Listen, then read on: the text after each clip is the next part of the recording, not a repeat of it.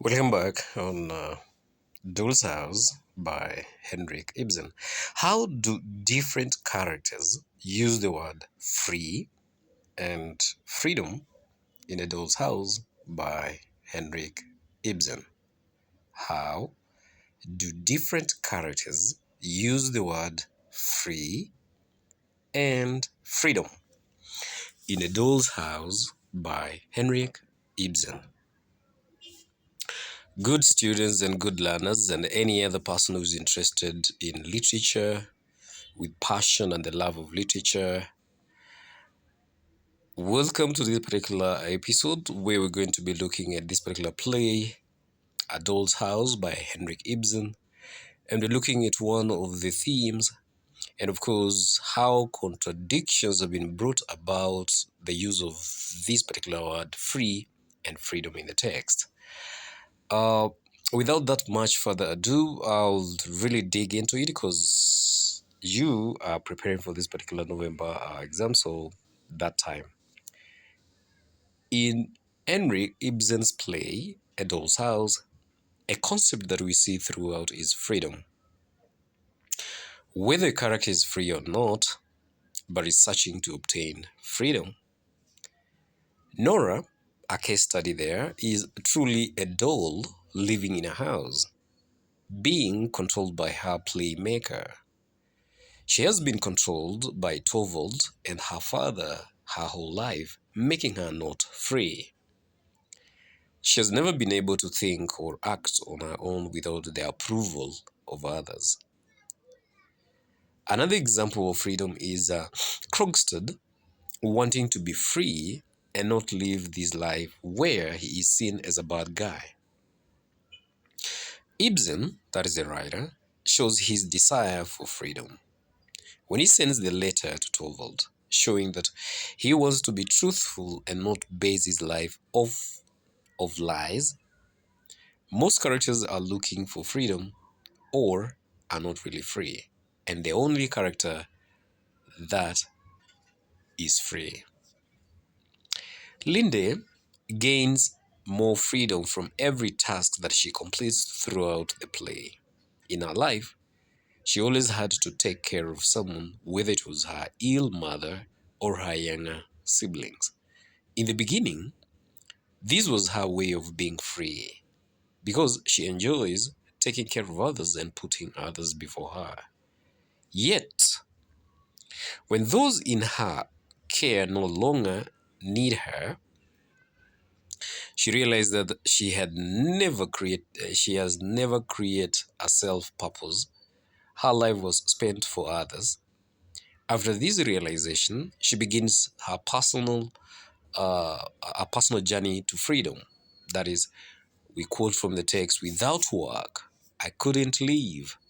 All my life, I have worked for as long as I can remember. That has always been my one great joy.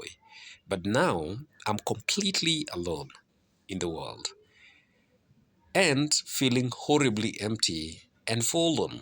There is no pleasure in working only for yourself. Niels, give me somebody and something to work for." End of that quote. That is page 64. Her conversation, that is Linda's conversation with Krogstad, helps her stop dwelling on her old ways in order to move forward. In the end, she gains her freedom and gets back together with Krogstad. She exercises control in a life that she was yearning for. The characters searching for freedom in the end gain what they were looking for, making freedom attainable in this play. However, in both Krogstad's and Mrs. Linda's case, freedom was attainable only if they did not hold themselves back. Right? That is where we see the controversy of free and freedom. But there are some characters that are not free, such as Nora and Dr. Rang. Nora has never been exposed to freedom. She is unsure what it looks like, therefore, cannot search for it throughout her life that she has always. Rank is not free either because of his illness and not having control over his life, just like Nora. He knows his illness is going to kill him and knows that there is nothing that he can do about it. Helplessness traps just as guilt and cluelessness does. Another reason why he is not free is because he is in love with Nora but cannot pursue his desire because of Torvald and the affection that was not mutual. He knows the only way for him to gain freedom is from dying and not being trapped in this miserable life. He and Nora are trapped, however. For Dr. Rank, the only escape is death. Only in death does he truly become free. In a Doll's House play, most characters do not have freedom to begin with, except Torvald. Only Mrs. Linde and Krogstad are in search for it, and Nora and Dr. Rank, live without. The concept of freedom revolves around all characters, whether they know it or not, but the concept differs when dealing with different characters. Each has their own definition of freedom, but freedom is attainable for those who are searching for it. The protagonist, Nora, changes her definition of freedom from the beginning of the play to the end. The motive of Nora's changing definition of freedom comes from her character's understanding of Torvald and the situations that she has gotten herself into. As a woman in the 19th century Europe, Nora is restricted from doing things without her husband's approval or permission. This brings up the oppression and the subjugation of women that Ibsen uses Nora's characters to demonstrate. But at the end of the play, both her character's oppression and her changing definition of personal freedom are evident. Again, at the beginning of the play, the definition of freedom initially seems clear to Nora's character. Nora's definition of freedom is apparent when she says to Kristen, and I quote, free, free, free from care. To be able to be free from care, quite free from care, to be able to play and romp with the children, to be able to keep the house beautifully and have everything just as Torvald likes it. That is on page 13. This quote shows that Nora's idea of freedom is to be a mother for her children and be a wife who is able to maintain a beautiful house for her husband, Torvald rather. This quote also reveals that Nora has not yet found the true meaning of freedom. She does not yet understand freedom or independence within society. Nora defines freedom at this point in the play as merely the ability to do things for others without worrying about her debt. And since her freedom is restricted from Torvald, as Nora doesn't have the ability to speak out what she wants to say to Torvald, instead, Nora speaks to Dr. Rank about Torvald and about macaroons and says, here quote, you couldn't know that Torvald had forbidden them. I must tell you that he is afraid that they will. And then there is ellipsis there, middle of the paper, and then end of the play. At the end of the play, we have the climax, which begins with the mail being put in Torvald's mailbox. It has brought unhappiness to Nora. It brought her to the point of attempting suicide. Nora says to herself, and I quote, 7 hours till midnight, and the 4 and the 20 hours till midnight.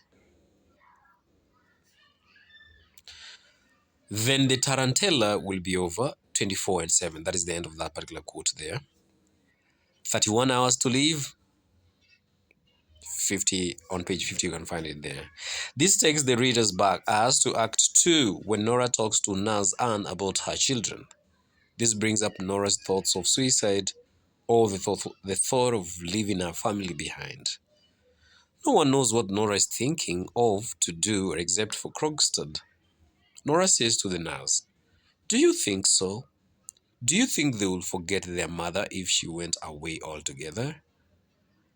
Now, Nora's disillusionment resembles the waking up.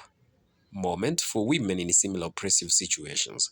Those of Nora's time who realized that they were locked in a role, locked in a doll's house, with each move they made scripted by custom, sexism, and of course the implicit entitlement of a traditional marriage. Ibsen, the writer, ends the play with the powerful moment of Nora Helmut leaving her family home and closing the door family. In that action right there, she walks out of her husband Helmer and their three young children and embarks on a life of her own rather, dedicated to discovering freedom on her own terms. Women of the time who witnessed this moment in the play were profoundly moved by it. How well I remember after the first performance of Ibsen's drama in London with Janet Archer's Nora, when a few of us collected outside the theatre, breathless with excitement.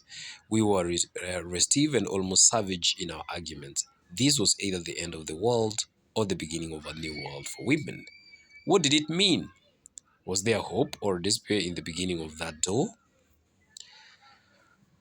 All right, was it life or death for women?